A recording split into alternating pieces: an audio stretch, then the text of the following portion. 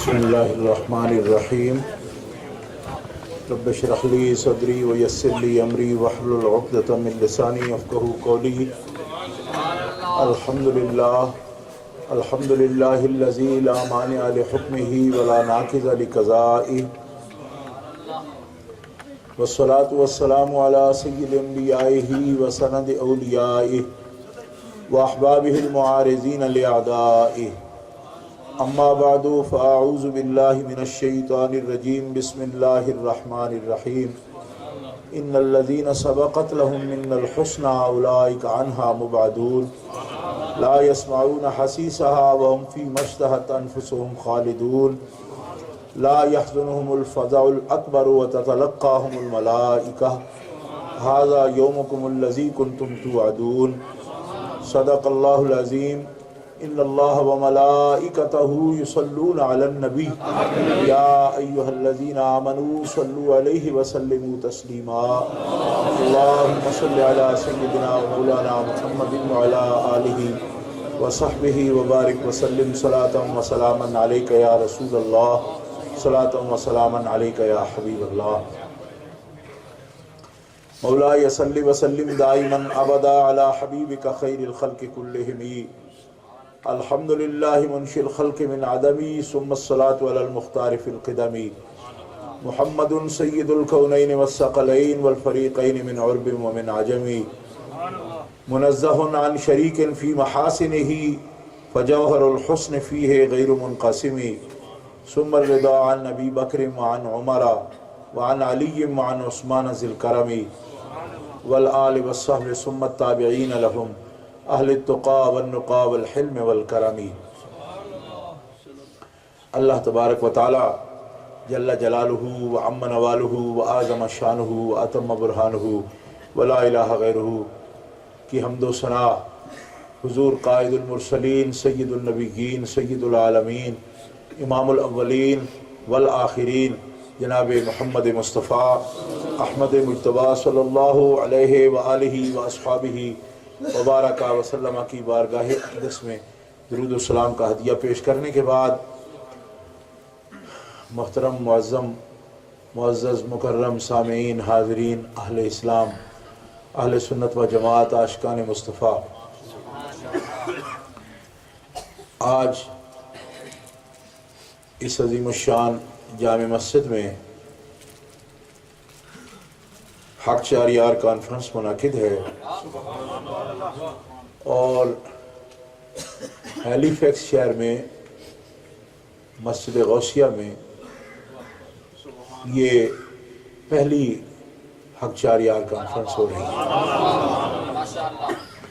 اس conference کے انعقاد پر میں اس مسجد شریف کی انتظامیہ اور یہاں کے ان غیور نوجوانوں کو ہدیہ تبریک پیش کرتا ہوں کہ جنہوں نے حق چار یار کانفرنس کے لیے ہماری دعوت پر لبیک کہی اور یہاں کانفرنس کا اہتمام کیا۔ میں ان تمام نوجوانوں کو، کیونکہ کثیر تعداد میں ہیں، کچھ کے نام لوں کچھ کے رہ جائیں، میں سب کو ایک ایک کو ہدیہ تبریک پیش کرتا ہوں اور یہاں موجود حضرت مولانا عبد الباسط صاحب کو، اس مجلس میں موجود تمام علماء کرام کو میں ہدیہ تبریک پیش کرتا ہوں۔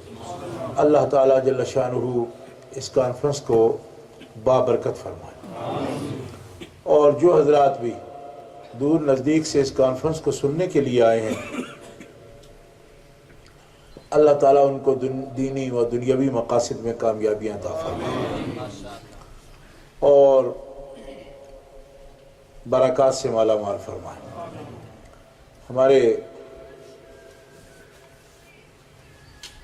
مولانا قاری عبد الباسط صاحب نے اعلان فرمایا کہ جن کے بیان کے لیے ہم بیٹھے ہیں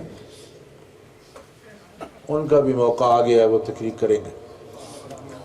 میں یہ سمجھتا ہوں کہ یہ ایسا ہی ہوتا ہے، مگر جو بیانات اب تک آپ نے سنے وہ بھی ہمارے پنجابی میں کہتے ہیں جھونگے چ نہیں ہو گئے، جیسے دکاندار سے کہتے ہیں اصل مال تو یہ کلو توڑ دو، یہ جھونگا بھی دو۔ یہ جھونگا نہیں تھا، وہ بھی اصل تقریریں تھیں۔ اور ہمارے فضلاء الحمدللہ بڑے مدلل اور بڑی ریسرچ کے ساتھ اور تحقیق کے ساتھ دلائل کے ساتھ بحث کرتے ہیں اور تقریر کرتے ہیں، فضائل اور مسائل بیان کرتے ہیں۔ مجھے اللہ تعالیٰ کے فضل و کرم سے ان لوگوں پر فخر ہے کہ یہ نوجوان علماء ہمارے لیے قیمتی سرمایہ ہے۔ یہ تو یہی خواہش تھی مدت سے ہماری کہ یہ لوگ بولیں اور ہم سنیں، کیونکہ بولنے والے کی عادت ہوتی ہے، وہ چاہتا ہے کہ میں بولوں اور سب سنیں۔ جس کو بھی بولنا آ جائے نا، وہ سپیکر نہ دیتا ہے کسی کو اور نہ چاہتا ہے کہ دوسروں کی سنیں۔ لیکن الحمدللہ جس دن سے میں اس ملک میں آیا ہوں، میری یہ خواہش تھی کہ یہ نوجوان خود بولیں اور ہم سنیں کہ کیسے بولتے ہیں۔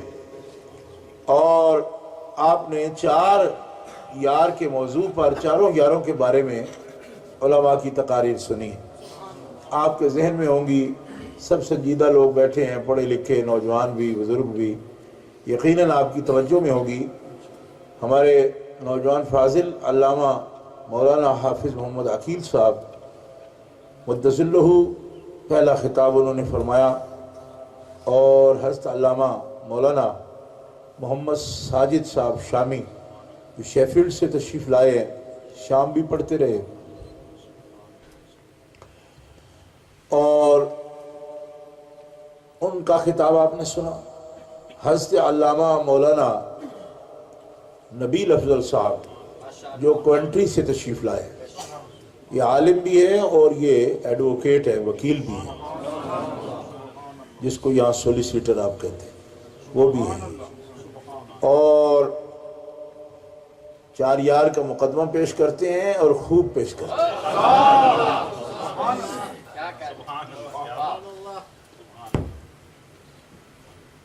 اور ڈڈلی سے ہمارے حضرت علامہ مولانا محمد عرفان صاحب حفظہ اللہ تشریف لائے ہیں، اور جب وہ تقریر کرتے ہیں، میں تقریر کرتا ہوں تو بعض لوگوں کو یہ خوف ہوتا ہے کہ اب اللہ فضل کرے۔ اب یہ عرفان تقریر کرتا ہے تو میں بھی سوچتا رہتا ہوں کہ اللہ خیر کرے، جذبوں کا ایک طوفان آ جاتا ہے، اللہ تعالیٰ یہ جذبات سلامت رکھے، ہمیں بہت خوشی ہے اس پر۔ بس مقصد یہی تھا کہ یہ خود لوگ بولنا سیکھیں، کیوں بولیں، کہیں اور لوگ سنیں، ان کی باتوں کو اچھی طرح آپ سمجھ سکتے ہیں، کیونکہ یہ سارے فضلاء ہیں ماشاءاللہ، انگلش کے، عربی کے بھی ماہر ہیں، عرب میں بھی پڑھ کے آئے ہیں، اور جو یہاں پڑھے ہیں تو بھی ماہر ہیں، عربی جانتے ہیں۔ آپ نے سنی تقریریں، ان کی مکمل احادیث مبارکہ پوری صحت کے ساتھ، حوالہ کے ساتھ بیان کرتے ہیں۔ یہ الحمدللہ ہماری خواہش رہے گی کہ یہ نوجوان ہیں، علماء بیان کریں، ان کے ساتھ ان کے بعد علماء ابھی نوجوان ہیں، بچے ہیں، ان فوان شباب میں، ان سے بھی مجھے یہ توقع ہے کہ انشاءاللہ العزیز بات وہ آگے بڑھائیں گے، اور اسی طرح یہ سلسلہ علم کا جو ہوتا ہے قائم رہتا ہے، اور عقیدے کا قائم رہتا ہے کہ ایک دیے سے آگے پھر دیا جلتا ہے۔ بنیادی طور پر یہ سیکھنے سکھانے کا ہی سلسلہ ہے، تعلیم کا سلسلہ ہے، تعلم کا سلسلہ ہے۔ اور ہماری جماعت سنی جمعیت عوام یہ کانفرنسز ہر مہینے میں منعقد کرتی ہیں۔ میں ان بزرگوں سے معذرت کے ساتھ یہ عرض کروں گا کہ شاید کسی کے ذہن میں یہ بات آئی ہو کہ محرم شریف کا یہ آخری دن ہے، 29 30 محرم ہونے کو آ گئی ہے. آج اجلاس بیٹھے گا وہاں چاند دیکھنے کے لیے سفر کا میں نے خبر پڑھی ہے. تو بعض کسی بزرگ کے ذہن میں آ سکتی ہے کہ یہ مسلسل صحابہ پاک کا ذکر کر رہے ہیں اور 4 یار کا ذکر کر رہے ہیں، تو اس مہینے میں لوگ اہل بیت اطہار کا ذکر کرتے ہیں، تو یہ کیا تحریک ہے؟ میں ان کی خدمت میں یہ بات عرض کرتا ہوں کہ بالکل آخری تاریخوں پر، چونکہ جنوری میں یہ تاریخ مناسب تھی، اسی لیے رکھی گئی کہ آپ حضرات اہل بیت اطہار کا ذکر بھی سنیں پورا ماہ. لیکن کوئی مہینہ 4 یار کی کانفرنس سے ہمارا خالی نہیں ہوتا، یہ شیڈول ہے ہمارا. یہ ربیع الاول شریف میں بھی انشاءاللہ آخری تاریخوں میں ہوگی. اس لیے اس کا کوئی خاص مقصد نہیں ہے. کیوں کہ اہل بیت اطہار کے تاجدار ہیں جو 4 یار کے ایک فرد ہیں، اس لیے اس کو اہل بیت کے ذکر سے خالی بھی نہ سمجھو. کیوں؟ اس لیے کہ حضرت مولا علی شیر خدا 4 یار کے بھی تو ایک رکن ہے. 4 یار بھی مکمل نہیں ہوتے جب تک اہل بیت اس میں شامل نہیں ہوتے. اور ایک پوری تقریر آپ نے اہل بیت اطہار کی حضرت مولا پاک کے ذکر کے سلسلہ میں سماعت فرمائی ہے، حضرت علامہ نبیل افضل صاحب نے جو فرمائی. چوتھی تقریر حضرت آپ کی تھی اس بارے میں. 4 تقریریں اس پر ہو چکی ہیں. حضرت مولا علی شیر خدا کرم اللہ تعالی وجہ الکریم، اور ویسے بھی ہم اہل السنہ ہیں. یہ جو 4 یار ہیں نبی پاک کے، یہ حضور کا خاندان ہے. 2 حضور کے سسر ہیں، 2 حضور کے داماد ہیں. کیونکہ نبی پاک علیہ السلام نے صرف یاری نہیں ان سے رکھی، رشتہ داری بھی کر لی تھی. 2 کی بیٹیاں حضور کے گھر میں ہیں. کہو نا سبحان اللہ. 2 ان میں وہ ہیں جن کی بیٹیاں حضور کے گھر میں ہیں، اور 2 ان میں وہ ہیں جن کے گھر میں حضور کی بیٹیاں ہیں. اس لیے اس فکر میں پڑنے کی ضرورت نہیں کہ ہم کدھر جا رہے ہیں، کیا کر رہے ہیں. الحمدللہ ہم اہل السنہ والجماعہ ہیں، اور جو اہل السنہ کے معمولات ہیں انشاءاللہ اس سے باہر نہ ہمیں خدا توفیق دے جانے کی اور نہ کہیں جانے کی ضرورت ہے. گرامی قدر حضرات، نبی پاک علیہ السلام کے ساتھ یہ رشتہ داری، قرابت داری، اس کا بڑا مقام ہے. جامع صغیر میں یہ حدیث پاک موجود ہے کہ نبی پاک علیہ السلام نے فرمایا کہ اللہ نے مجھے منع کر دیا کہ میں کسی ایسی عورت سے شادی نہ کروں جو جہنمیہ ہو، یعنی جو آگ میں جانے والی ہو، ایسی کسی عورت سے میں شادی نہ کروں، اور کسی ایسے کے نکاح میں اپنی بیٹی بھی نہ دوں جو جہنم میں جانے والا ہو. ابالی ان اتزوج او ازوج، نہ میں شادی کروں ایسی سے، اور نہ کسی ایسے سے شادی کروں اپنی بیٹی کی. اور ایک بات بہت ایمانی لطف کی ہے اگر دھیان میں رہے، کہ نبی پاک علیہ السلام کی 2 صاحبزادیوں کے رشتے ہوئے ابو لہب کے بیٹوں سے، اور رخصتی نہیں ہوئی، لیکن نام بولے گئے. ایسے خاندانوں میں نام بولا جاتا ہے نا کہ فلانے کی بیٹی فلانے سے مانگی گئی ہے، یہ لفظ بولے جاتے ہیں نا. جب بھی آپ رشتہ کرتے ہو تو جو خاندان ہوتے ہیں یا گرد و نواح کے لوگ ہوتے ہیں، ان کے اندر خاندانوں میں یہ بات چل جاتی ہے کہ فلاں نے اپنی بیٹی کا رشتہ فلاں کو دیا ہے. تو نبی پاک علیہ السلام کے یہ رشتے جو دیے تھے ابو لہب کے بیٹوں کو، چچا تھا ابو لہب، اس کے بیٹوں کے ساتھ رشتہ داری کی، کیونکہ اس وقت تک منع نہیں تھا کوئی رشتہ کرنا. یہ لا تنکحوا المشرکات حتی یؤمن کا حکم بعد میں آیا تھا. یہ وضاحت بھی کر دوں تاکہ سمجھ آ جائے. جب تک منع نہ ہو، کوئی طبیعت سے نفرت نہیں کرتے رسول اللہ بھی. نفرت شرع کی وجہ سے ہی ہے. جس سے رب کہتا ہے کہ کرو اس سے کرتے ہیں، جس سے کہتا ہے نہ کرو نہیں کرتے.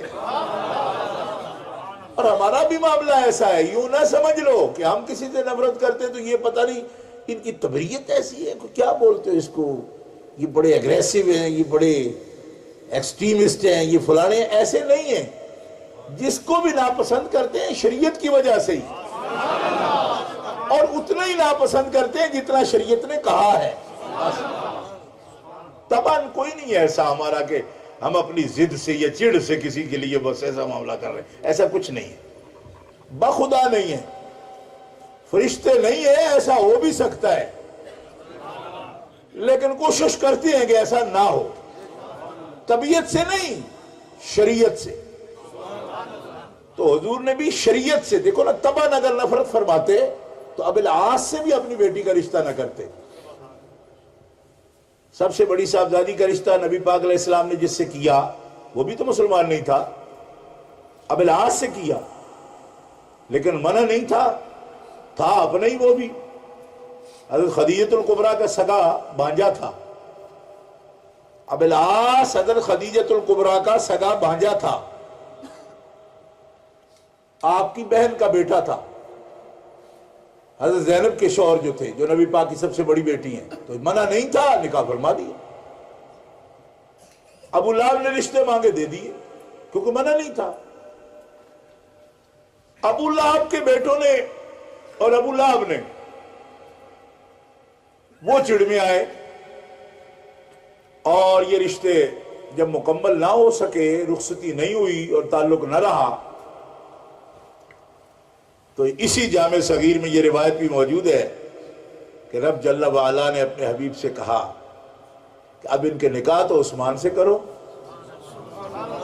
کر دینا، نکاح تو عثمان سے کر دینا. پر حبیب یہ تیری بیٹیاں ہیں، اور نام ان کے بول گئے ابو لہب کے بیٹوں کے ساتھ، اب میں کافر انہیں بھی نہیں مرنے دوں گا. آہستہ نہیں کہنا، زور سے کہو یا تو آپ نے میری بات سمجھی نہیں ہے. ابو لہب کے بھی وہ دونوں بیٹے مرے اسلام پر ہیں. کیوں؟ کہ فرمایا تیری بیٹیوں کے نام کے ساتھ ان کے نام تو بولے گئے نا، اب ہمیں یہ بھی گوارا نہیں ہے کہ وہ کفر پر مرے. یہ بھی جامع صغیر شریف پہ موجود ہے.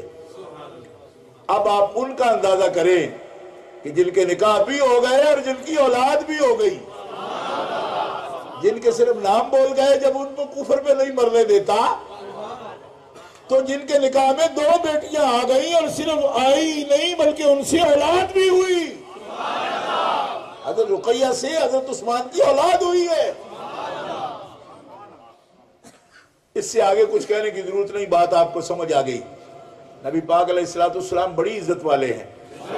زہے عزت و اطلاع محمد کے ہے، عرش حق زیر پائے محمد. حضور کی بڑی عزت ہے. یہ عزت ہے نبی پاک علیہ السلام کی رب کے ہاں.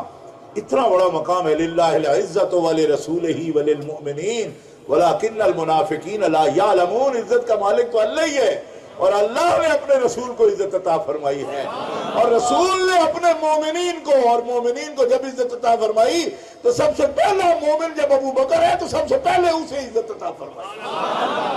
نعرہ تکبیر، نعرہ رسالت، نعرہ تحقیق، نعرہ حیدری، سنیوں کا شہنشاہ، سنیوں کا بادشاہ. چودھری ارشد یہ نعرہ ذرا کم لگانا. ایلیفیکس والوں کو یہ بھی مسئلہ بن جائے گا، بھئی ایک شاہ تو جان چھڑا رہا نہیں آتے، دوجہ شاہ چڑھ ہوں گا.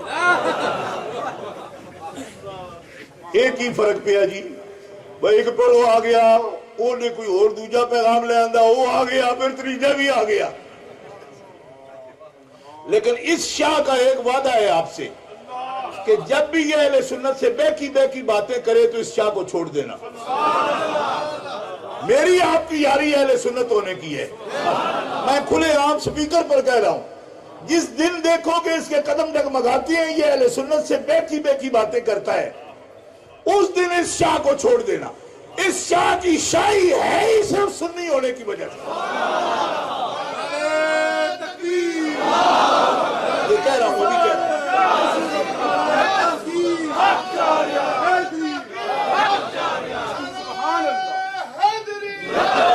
سنیوں کا شہنشاہ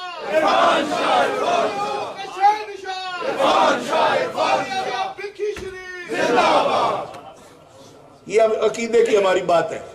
میں آپ سے کہہ چکا اس سے زیادہ کچھ نہیں کہوں گا, بس اتنی بات کروں گا. ہماری یاری آپ کی عقیدے کی ہے, ایمان کی. اور جب دیکھو کہ کوئی شاہ قدم ڈگمگاتے ہیں تو نبی پاک نے خود فرما دیا, سرکار نے فرما دیا, اور کسی کی کیا مانیں گے ہم. لا تقولوا للمنافق سید, کسی ڈگمگاتے قدموں والے جس کا اپنا ایمان ڈول رہا ہے اس کو سید نہ کہنا. تو سید کبھی منافق نہیں ہوتا. سید ہوگا تو جھکے کا مومن ہوگا. بس دو سائیڈ کی بات نہیں کرے گا, ایک سائیڈ کی بات کرے گا, جہاں ہے اسی کی بات کرے گا.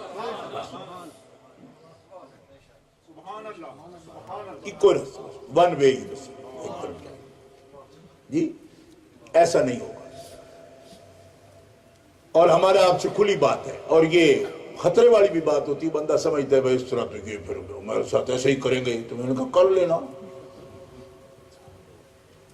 ٹھیک ہے, لیکن دعا ہر وقت یہی کرنا, اہدنا الصراط المستقیم صراط الذین انعمت علیہم غیر المغضوب علیہم ولا الضالین. جب ہم کہتے ہیں کہ گمراہوں کے راستے پر ہمیں نہ لے جانا, اور جن پر تیرا غضب ہے اس راستے پر نہیں لے جانا, تو پھر خطرہ کس بات کا. ہر وقت دعا یہی کرتے رہتے, یا اللہ صراط مستقیم پر قائم رکھنا. اور اہل السنہ ہمارا کوئی اصرار نہیں ان باتوں پر, ہم تاکید ضرور کرتے ہیں لیکن اصرار نہیں ہے, اور اس میں بھی کوئی شدت نہیں ہے. لوگ سمجھتے ہیں شدت کرتے, یہ شدت نہیں کرتے. ہم صرف نام لیتے ہیں, لوگ نہ لینے دیں تو اس میں ہماری کیا شدت ہے. نہیں, آپ نے یہ جلسہ سارا سنا ہے تو کیا شدت سنی جی. سبحان اللہ.